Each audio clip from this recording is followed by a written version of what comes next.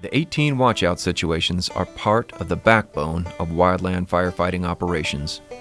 Together with the 10 standard fire orders, they act as guidelines to help firefighters with the decision-making process.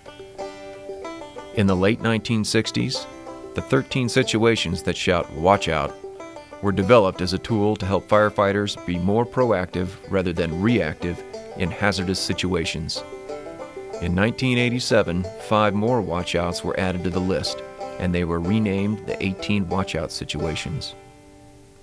The watchout situations are dynamic and need to be continually referenced throughout an operational period. They can be used as trigger points or help recall a past experience that you can apply to the current situation. To be effective, firefighters should understand the meaning of each watchout and know how to apply them during a wildland fire. Memorization is not enough when it comes to the 18 watchout situations.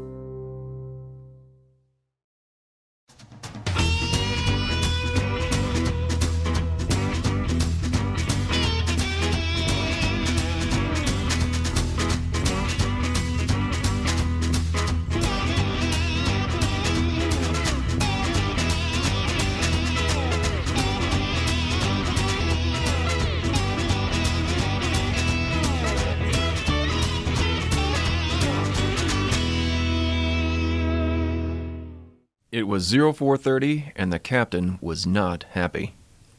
An hour before, he woke up to a phone call from the district ranger. The ranger told him to round up some engines and head out to a reported lightning strike fire spotted by a lookout. The ranger said there had already been enough large fires on her district that summer and she did not want another. When the engines arrived on scene, they couldn't see any smoke or fire.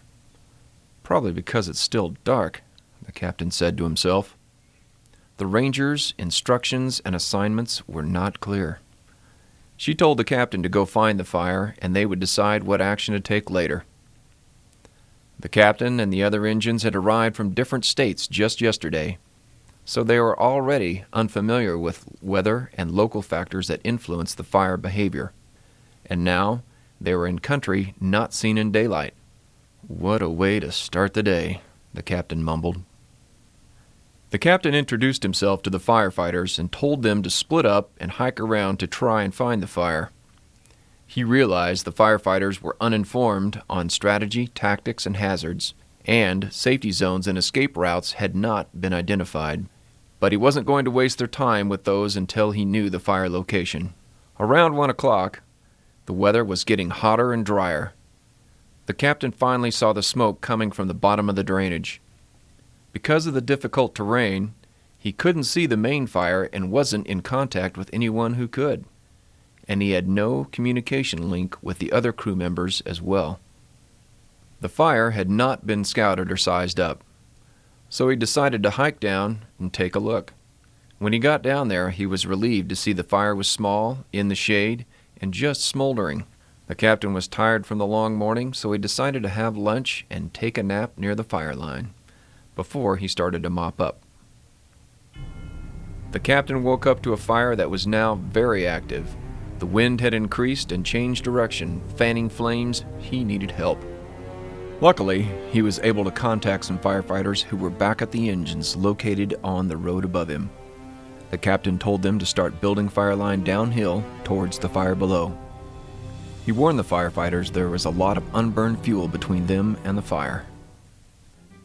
He started attempting a frontal assault on the fire, but the fire was more than he could handle going direct. The captain decided to start digging line up towards the firefighters coming down. Unfortunately, he started constructing fire line without a safe anchor point. The firefighters digging above were on a hillside where rolling material started to ignite the fuel below, where the captain had no anchor point. He started getting frequent spot fires across the line. The fire was now out of control. At this point, the captain knew he and the other firefighters were in real trouble. Everything was happening so fast. He didn't have any safety zones identified, and even if he did, the terrain and fuels would make the escape to the safety zones very difficult. He frantically contacted the firefighters digging down the hill and yelled for them to pull back to the engines because the fire was racing their way. As the shocked firefighters ran up the hill, they could feel the heat from the wind and the flames at their backs. The captain was now surrounded by fire. He couldn't believe what was happening. Suddenly, the winds died down. The captain saw a gap in the flames and jumped through the fire. He scrambled up through the black of the scorched hillside. As he crested the hill, the captain's heart sank. The engines, along with the deployed fire shelters, were engulfed in flames. He tried to get to the shelters, but the heat was unbearable. The captain dropped to his knees, tears mixed with sweat. Thinking about the firefighters, his mind filled with guilt and grief. He'd been careless with their safety, and now they'd paid the ultimate price for his mistakes. The nightmare had become reality. Then, out of nowhere, he heard voices. He thought it was his radio, but when he turned, he saw firefighters rushing through the smoke towards him. They had not been inside the fire shelters. The high winds had ripped the shelters from their hands. The firefighters grabbed the overwhelmed captain and led him down the escape route to the safety zone the firefighters had established prior to the blow-up. Looking back, the captain realized he took the 18 watch-out situations for granted. He vowed never to forget the lessons he learned that fateful day on the fire line.